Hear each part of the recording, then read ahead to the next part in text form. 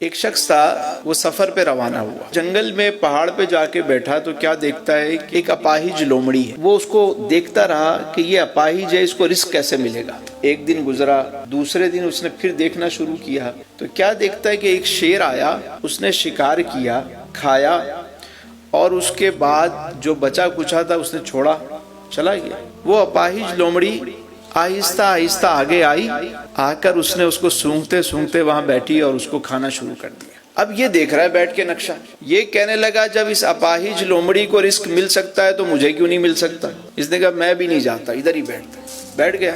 ایک دن گزرا، دوسرا دن گزرا، تیسرا دن گزرا، جب یہ بھوک سے نڈھال ہوا تو اس نے دعا کی، مال میرے پاک پروردگار، میرے سونے اللہ، وہ بھی تیری مخلوق ہے، میں بھی تیرا بندہ ہوں، اس کو بغیر کسی محنت کے تو نے رزق دے دیا، میں 3 دن سے بھوکا بیٹھا ہوا ہوں، مجھے کیوں نہیں ملا۔ تو غیب سے ندا آئی، شیر بن شیر، لومڑی نہ بن، لومڑی نہ بن، خود بھی کھا، دوسروں کو بھی کھلا۔ ہم نے تجھے شیر بنایا، تو لومڑی بن رہا ہے، کیوں؟ بیٹھ بھوکا۔ تو اللہ نے کسی کو شیر بنایا ہوتا ہے اور وہ اپنی اس ادا کو چھوڑ چکا ہوتا ہے۔ شیر بنے، کوشش کریں۔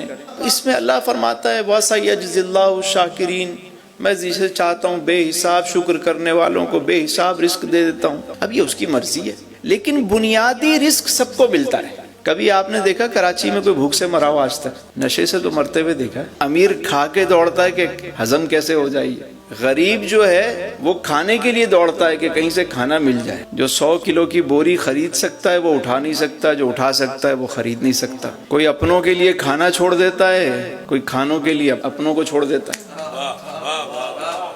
رزق کا ذمہ اللہ نے لیا ہے۔